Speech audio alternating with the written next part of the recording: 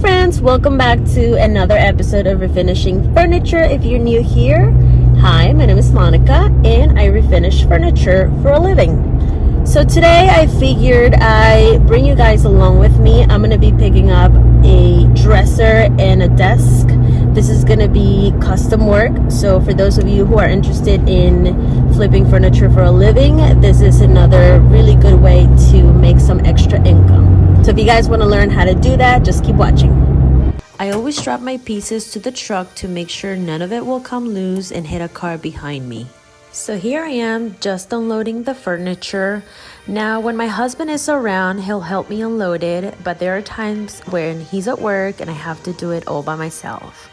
Over the years, I've invested in tools to help me move furniture around, and having a hand truck is a must if you're looking to do this for a long time.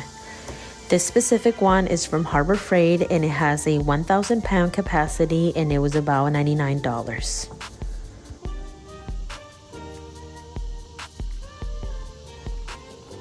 So these pieces were passed down to my client, and if I remember well, she said that they belonged to her grandmother.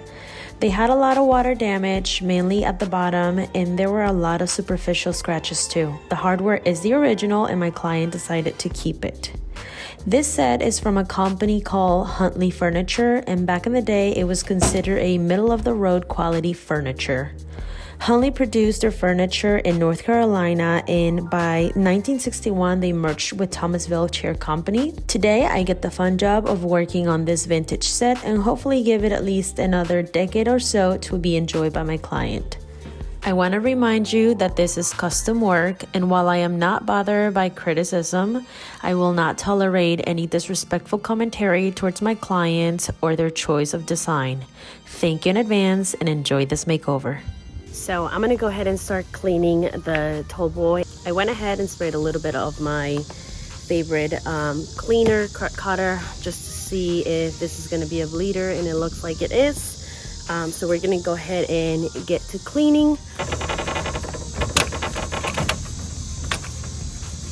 I'm trying to work really fast here because it's really hot and everything is drying like extremely fast. I literally just put this cleaning solution on the dresser and it's already drying, so gotta work fast. Once I remove the hardware, I will go ahead and clean underneath it. So, as you can see, there is a ton of bleed through on this guy, so we're gonna have to use either a shellac primer or an oil-based primer. Take a lint-free cloth and just go over it again just to rinse the whatever leftover degreaser that you have. I will say Crud Cutter does sell a product that does not require rinsing. This one is kind of like the heavy duty one, so it does require rinsing, and I don't know, I just feel better cleaning a second time after I've scrubbed the piece.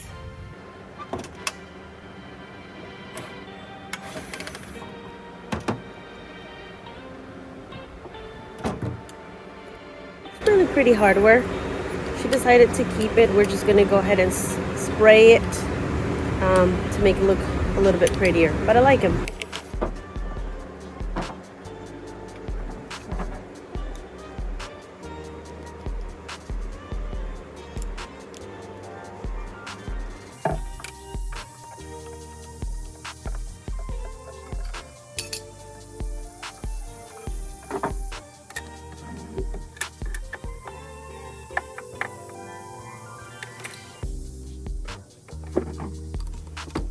So after removing all the pulls, I took some tape to label each pull that went on a curved drawer. You don't have to do this, but after refinishing many pieces, I've learned to label parts that are not interchangeable. This is just to save me some time and the headache at the end when I have to put everything back together.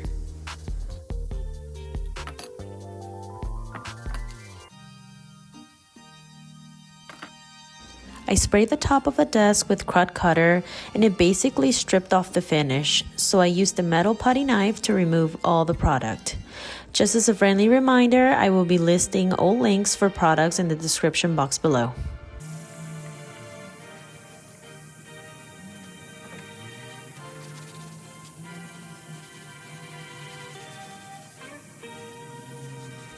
Once everything dried, I started working on scuff sanding the pieces that I'm going to be painting. Yes, you heard me right, we're going to be painting this project. Well, some of it. My client reached out to me because she saw one of my Instagram pieces that I did for another client and she wanted the same design. Some of it will be painted and some of it will be stained. Since the finish on these pieces is already pretty much gone, I am going to use 180 grit sandpaper and my orbital sander to smooth out the surface, especially in those areas where I see minor superficial scratches.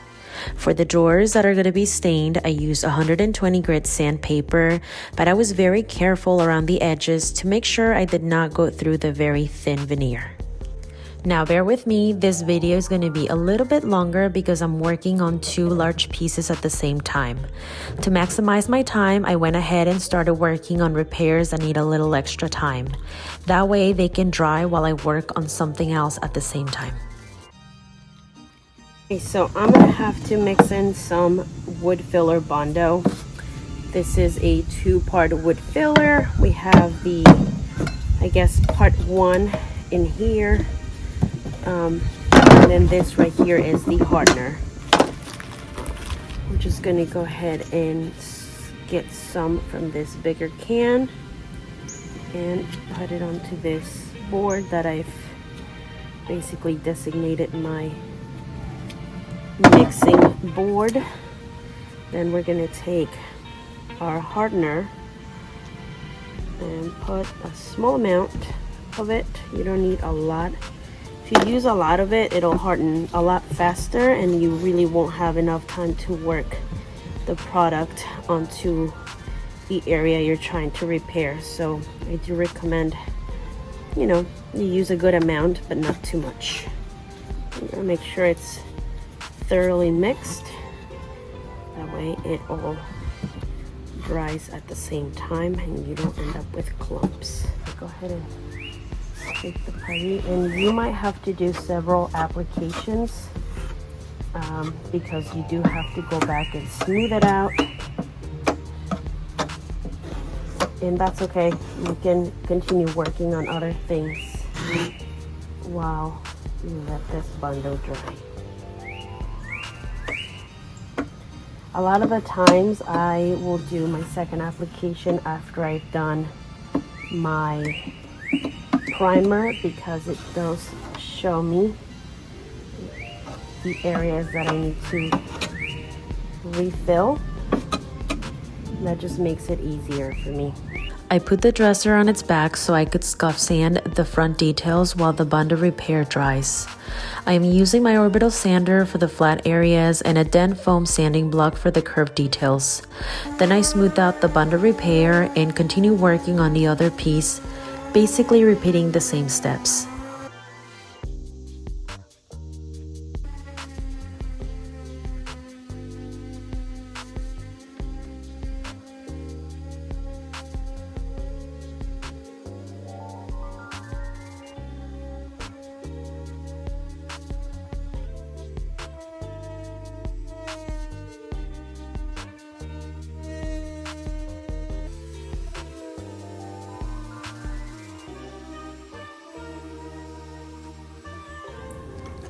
This is the side of the vanity, and as you can see, it has a lot of water damage.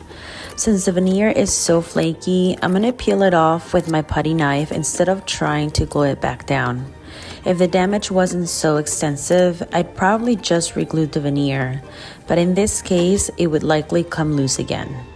I mixed another batch of Bondo and filled all the uneven areas. Once the Bondo dried, I sanded down the patch to make sure it was nice and even and began repairing the wood that had come apart from the structural frame. This was an easy repair that only needed a little glue and some clamps. I like using Tide Bond for jobs like this because it sets quickly and it's water resistant. It's super easy to work with. I just used a woodcraft stick to push the glue into the opening. Now, if I had a large gauge syringe, I would have used that, but since I didn't have one on hand, this stick did the trick.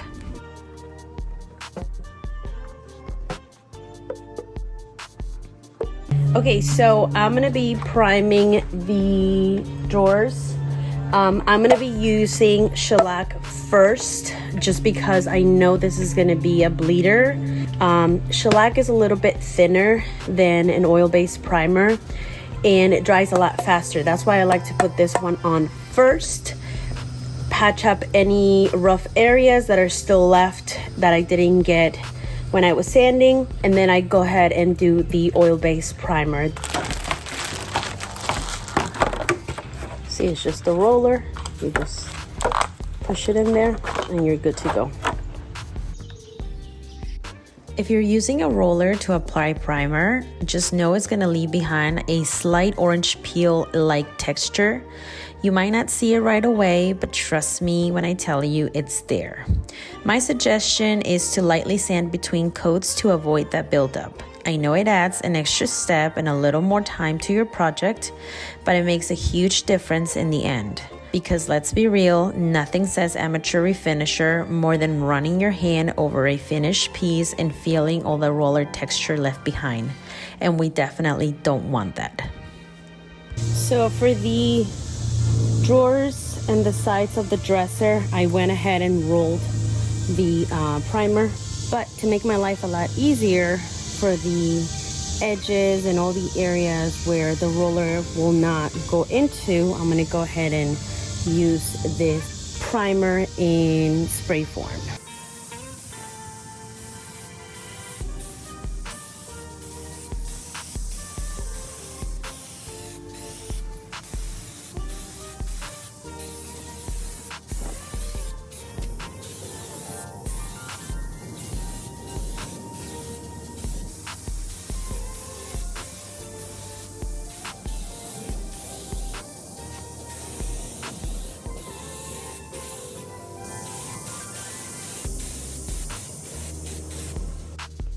Now that most of the priming is done, I'm moving on to the drawers that I'll be staining. To tone down the red in the wood, I mixed up a quick paint wash using some leftover off-white paint and just a touch of green. I thinned it out with about 4 times the amount of water and mixed it well. For applying it, I like using a sponge applicator because it's less messy than a brush, but honestly, use whatever you have on hand. I've even used a rag before and it worked just fine.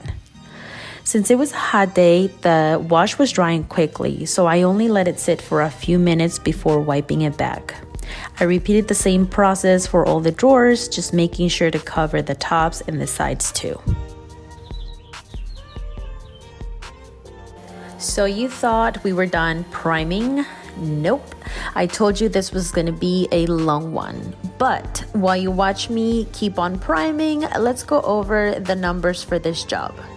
So I told you in the beginning, this is custom work, so there is no initial investment for getting these pieces. However, I did spend about $20 on primer and $25 on paint, plus another $15 to $20 for miscellaneous items like sanding paper, Bondo, glue, top coat, and spray paint for the hardware. So in total, I've got about $60 to $65 invested, which is not bad at all. So this is day 4 of working on this piece and that piece right there.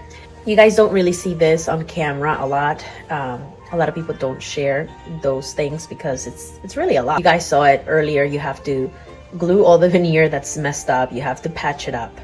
But today I'm going to show you guys how I fix any of the drawers that stick. The drawers can stick for many reasons. One of them can be that they go from an environment where there's climate control, and then I bring them into my garage. And here in Maryland, around this year, around June, July, and August, it's extremely humid. So coming out of that control environment, that climate control environment, into my garage is super humid. and the wood does tend to swell up, I guess. I don't know how else to explain it, but it doesn't fit in the spaces where it originally fit. So there's a few ways to fix that. You can either paint and fix your furniture in a climate control space, but if you don't have that, you can also use this small wood planer. I bought this one off of Amazon. I will go ahead and link it for you guys, but it's super easy to use and it solves the problem of drawers sticking. As you can see, I already fixed this one. You see that? It goes in perfectly. But this one is getting stuck, and it's getting stuck right here. So I'm going to show you guys how I fixed that.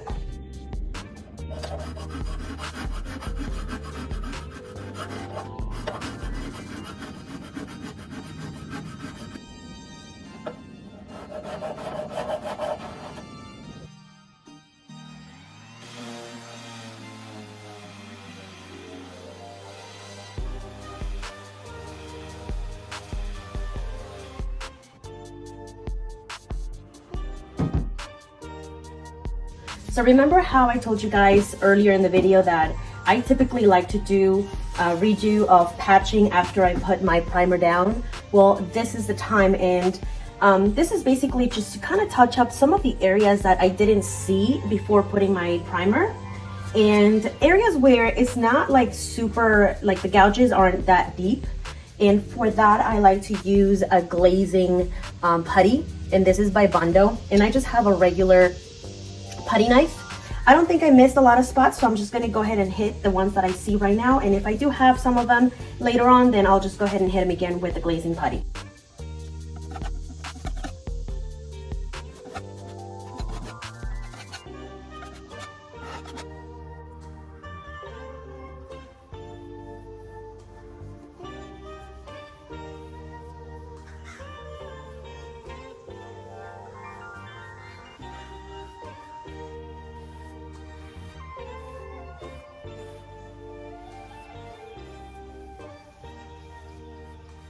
So I wanted to show you guys what has happened with the drawers. I went ahead and did the paint wash. After the paint wash, I went ahead and did one coat of the glazing stain. And unfortunately, we have a ton of bleed through still coming through.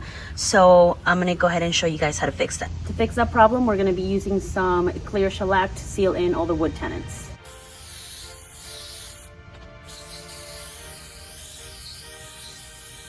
Okay, so now I'm going to go ahead and wipe off any of the extra stain, just like so. And then, as you guys have seen in my other videos, I like to keep a dry brush around, just so that I can soften up the leftover stain. If you're thinking about doing some custom work or just flipping furniture to sell on Marketplace, this color is super trendy right now. I've used it on quite a few projects and it always is a hit. You can find it at Lowe's. It's by Stain Masters, and I will make sure to link it down below. I did 2 full coats of paint on each piece, and once that dried, I followed up with 2 coats of my favorite water-based poly. Don't forget to sand lightly between coats. It really makes a difference in the finish. To tie it all together, I sprayed the hardware gold to match the color my client picked for her piece. Now here's the fun part. I'm not gonna tell you what I charge my client. Drop your guess in the comments and let's see who gets the closest. If you want me to share exactly how much money I make on my flips and custom work, make sure to hit subscribe. I will be posting a quarterly video breaking down the investment and profit numbers from all my projects. If you found this video helpful, give it a like and hit subscribe so you don't miss my next flip. Thank you so much for watching and hanging out with me on this project. Here's a little reminder of what this project looked like before I worked on it. I hope you guys enjoyed the final reveal, and I will see you next time for another furniture flip. Bye-bye.